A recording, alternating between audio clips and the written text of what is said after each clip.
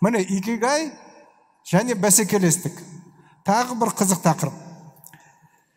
Менен сұрайды, мына аға қай салада бәсекелестік төмен, сол жаққа барсам екен, соны түсіндіріп бересіз бе, бәсекелестікке қалай не істеуім керек? Мен айтам, егер сіздер деймін, өздеріңнің икигайларыңды тапсаңдар, онда сіздің нарығыңыздан икигайын таппаған бәсекелесің кетуің керек. Өйткені бәсекелестік деген ол тұтынушылардың алдында кім өз ісін көбірек жақсы көреді деген бәсеке. Кім өзінің ісін көбірек жақсы көреді, сол бәсекелестікке төте бере алады. Өз-өзін жақсы сезінеді. Өйткені өз ісін сүйген адам 1 сағат болса да артық жұмысында қалады. 100 килокалорий адамның қимылын калориямен өлшейді ғой. 100 калорий болса да көбірек жұмсайды. Істеген ісіне, қызметіне, не өніміне махаббатпен қарайды. Махаббатпен, өз ісіне махаббатпен қарайтын адамдарды тұтынушылар бірден біледі, бірден көреді. Сосын сен істеп жатқан ісіңді махаббатпен істесең, сен оған энергияңды басқаларға қарағанда аз жұмсайсың. Өйткені сен жақсы көретін ісің.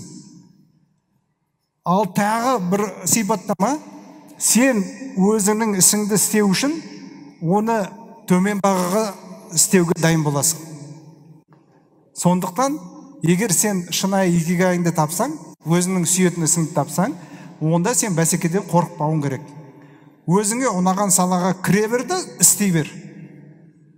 Сондықтан икигайды тапқан адам бәсекеге мән бермейді. Икигай және энергия. Энергия деппіз ғой, қуат. Егер сіз икигайды тапсаңыз, сізде әрқашан қуатыңыз көп болады. Себебі, сіз өз ісіңізді жақсы көресіз. Энергияңыздың, қуатыңыздың аз кеткендіктен сапалы жұмыс істей аласыз. Сол үшін сізге ақша төлейді. Ол ақша көмекшілер жалдап, энергияңызды үнемдейсіз. Қоғам сізді қолдап, сізге көмектеседі. Себебі, сіз қоғамға қажет іспен айналысудасыз. Қысқасы, икигай дегені энергияны аз жұмсай отырып, бақытты өмір сүру. Жалпы, мына икигайды тапсаңыз, бұл дүниеде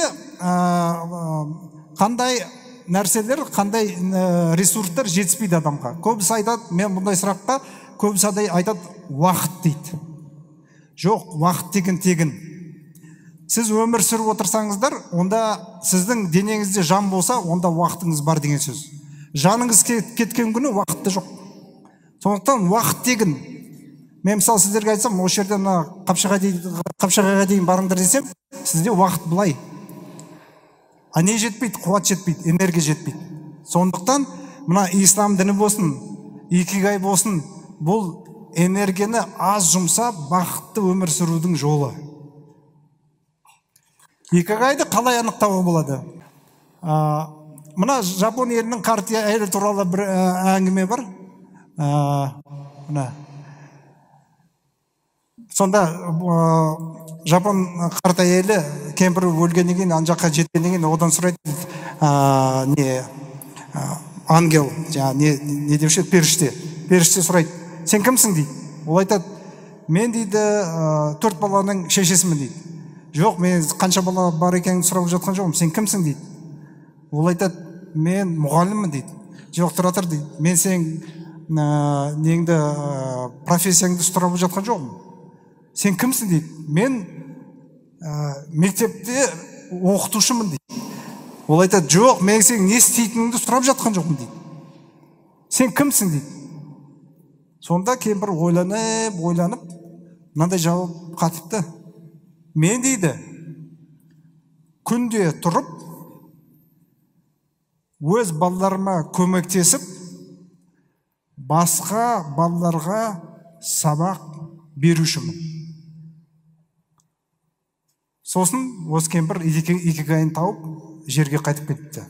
Бұл енді әңгіме ғой, бірақ жалпы идея өздеріңізді сұраңыздар. Мен кіммін? Бізде адамдардың көбісі мен кіммін деген сұраққа жауап бере алмайды. Көбісі айтады, мен студентпін. Студент ол сен емессің. Мен бір айтамын, мен инженермін. Жоқ, ол мамандық. Мен жұмысшымын. Сен ол істеп жатқан нәрсең емес. Мен бизнесменмін дейді. Сен ақша табу тәсілің емес сұрап жатқаным. Мен әкемін дейді. Сен балаң бар екенін сұрап жатқан жоқпыз деп сөйтіп. Әр адам өзінің кім екенін дұрыстап біліп алу керек. Міне икигайды анықтау үшін мынандай сатылардан өтуіңіз керек. Бірінші, ойыңызға келген жақсы көретін 20 істің тізімін жазыңыз. Екінші, демалыста немесе бос уақытта немен айналысасыз, соның тізімін жазыңыз. Өйткені бұл мына демалыста адам жұмыс істейді, сосын демалыста басқа бір нәрсемен айналысады. Егер ол сол нәрсемен айналысса, сол нәрсені жақсы көреді деген сөз ғой. Шыққан тізім ішінен ең қатты ұнайтын 10 істі бірінші шеңберге жазыңыз. Міне бірінші шеңберіңіз болды. Екінші, жазған істер ішінен сіздің қолыңыздан не келеді? Соны екінші шеңберге жазыңыз. Сосын екінші шеңберде жазылған тізім ішінен сізге үшін не үшін ақша төлейді? Соның тізімін жазыңыз. Сол тізімге екінші шеңберге жатпайтын, бірақ қосымша табыс алып келетін істеріңізді үшінші шеңберге жазыңыз. Төртінші, шыққан тізімді үшінші шеңберге жазыңыз. Міне, ары қарай нет. Сосын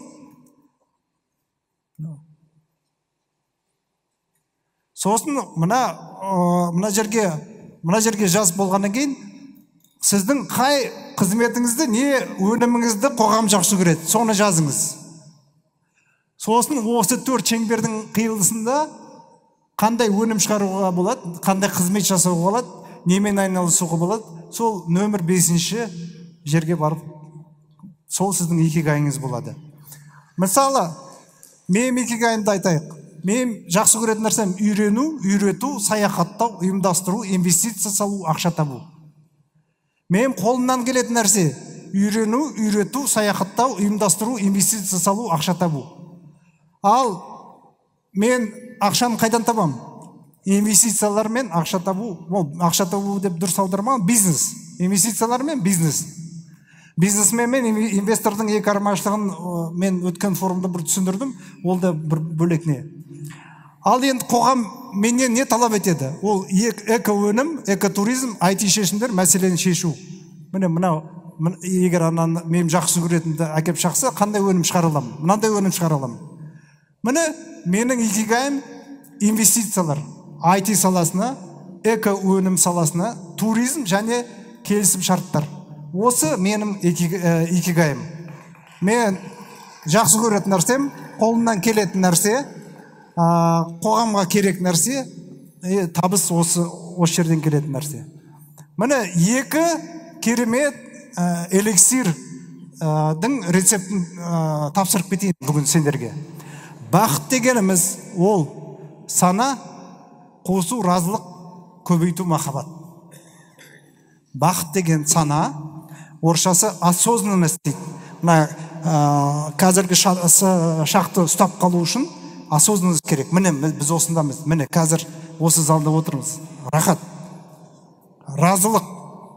Ештеңені күтпей, болжамай, разылық, бар нәрсеге разылық. Махаббат.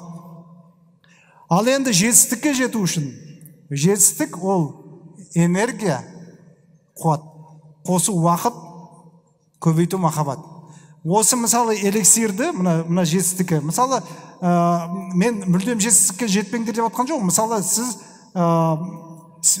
әйеліңізбен, не досыңызбен өзіңіздің байланысыңызды жандандыру үшін мына эликсир құйыңыз, мына жетістіктің эликсирін.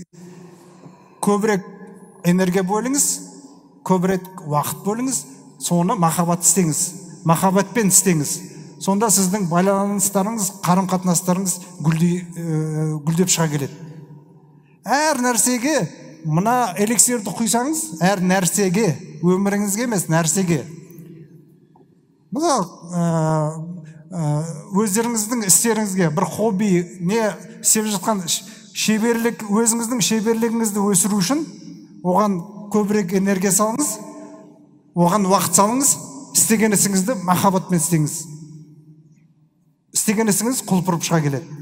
Ал енді өмірді алатын болсақ, бақытты сезіну үшін саналық, разылық, махаббат. Міне қорытындысы. Бүгінгі дәрістен сіз білетіңіз, жалпы бейнені көру маңызды, өте маңызды. Ана пілді елестетіп көріңіз. Жетістік және бақыт арасында дұрыс таңдау жасауды. Екеуі әртүрлі үдеріс. Гормондар бақытты сезіну үшін қалай әсер етеді? Икигай дегеніміз не? Икигай және ислам, икигай және бәсекелестік, икигай және энергия. Өз икигайыңызды табу жолымен бақыт пен жетістіктің кілтін білдік. Кезек сізде. Зерттеңіз, ойланыңыз, сүйіңіз, сол кезде бақытты боласыз. Ал жетістік артыңыздан күшік секілді қалмайтын болады. Рахмет.